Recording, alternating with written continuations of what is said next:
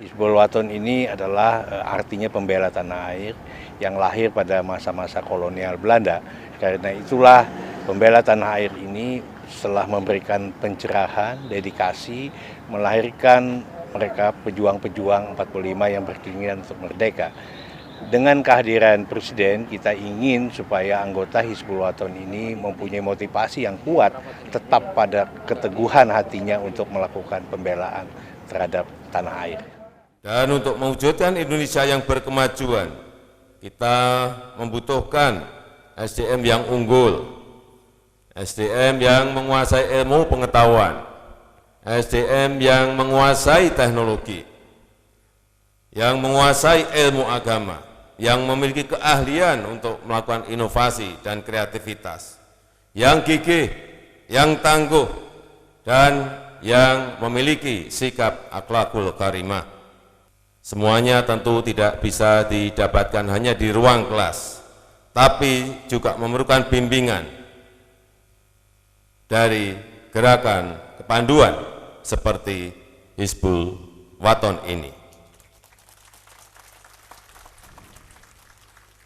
Hizbul Waton yang didirikan dari ide yang luar biasa dari Kiai Haji Ahmad Dahlan. Hizbul Waton memiliki tokoh-tokoh besar yang luar biasa. Ada Panglima Besar Jenderal Sudirman, ini dari Hizbul Waton. Ki Bagus Hadikusumo, Kiai Haji Abdul Kahar Muzakir, Mr. Kasman Singodimejo, Bapak Adam Malik, dan kedepannya saya yakin Hizbul Waton akan turut melahirkan tokoh-tokoh baru, panutan-panutan baru, anak-anak terbaik dari bangsa ini. Karena potensi anak-anak muda Indonesia sungguh luar biasa, dan saya lihat sendiri di setiap acara yang diadakan oleh Muhammadiyah. Potensi yang harus terus digali, terus diasah, terus dibangkitkan, terus dimajukan.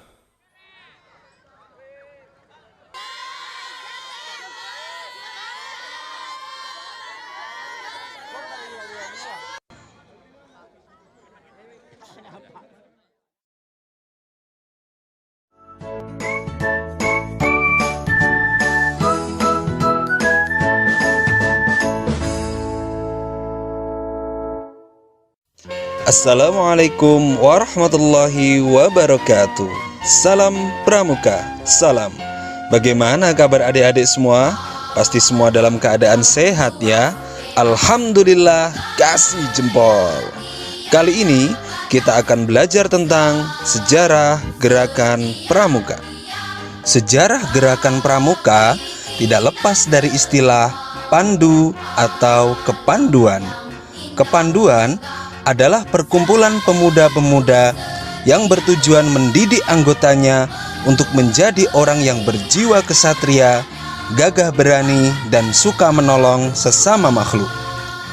Organisasi kepanduan di dunia pertama kali didirikan oleh Lord Baden-Powell. Beliau juga disebut sebagai Bapak Pandu Dunia. Organisasi kepanduan masuk ke Indonesia dibawa oleh orang Belanda. Ya, karena saat itu negara kita memang masih dijajah oleh Belanda. Organisasinya bernama Nederland Indische Padvindervereniging, disingkat NIPV. Bangsa kita sangat tertarik dengan organisasi tersebut karena sifatnya universal, dan para pemuda juga membutuhkan organisasi yang dapat menampung aspirasi mereka terhadap tanah airnya. Maka berdirilah organisasi-organisasi kepanduan asli Indonesia seperti JPO, JJP, Napitic, Siap, dan Hizbul Waton.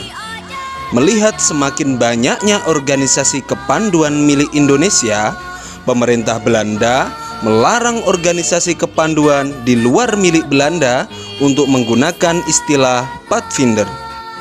Oleh karena itu, seorang tokoh kepanduan Indonesia, Kiai Haji Agus Salim, memperkenalkan istilah pandu atau kepanduan untuk digunakan oleh organisasi-organisasi kepanduan asli Indonesia. Sehingga Kiai Haji Agus Salim disebut sebagai Bapak Pandu Indonesia. Setelah proklamasi kemerdekaan Indonesia pada tanggal 17 Agustus 1945, berdirilah lagi organisasi-organisasi kepanduan di Indonesia, hingga jumlahnya lebih dari 100 organisasi loh adik-adik. Bahkan pernah diselenggarakan Jambore Nasional Kepanduan pertama di Jakarta pada tahun 1955.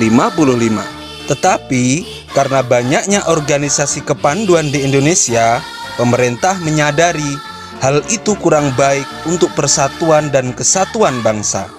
Makanya, pada tanggal 20 Mei 1961, terbitlah Keputusan Presiden nomor 238 tahun 1961 tentang Gerakan Pramuka. Istilah Pramuka dicetuskan oleh Sri Sultan Hamengkubuwono IX yang terinspirasi dari kata Poromuko yang berarti pasukan terdepan dalam perang. Namun, kata Pramuka diejawantahkan menjadi Praja Muda Karana yang berarti jiwa muda yang gemar berkarya. Setelah keputusan presiden itu, akhirnya semua organisasi kepanduan di Indonesia melebur menjadi satu wadah, yaitu Gerakan Pramuka. Dan pemerintah melarang adanya organisasi kepanduan lain di Indonesia. Selanjutnya, dibentuklah pengurus Gerakan Pramuka meliputi Mapinas, Kuarnas, dan Kuarnari. Salah satunya terpilihlah Sri Sultan Hamengkubuwono IX sebagai Ketua Kuartir Nasional Gerakan Pramuka yang pertama, yang akhirnya atas jasa-jasa beliau kepada kepramukaan di Indonesia, beliau dikukuhkan sebagai Bapak Pramuka Indonesia.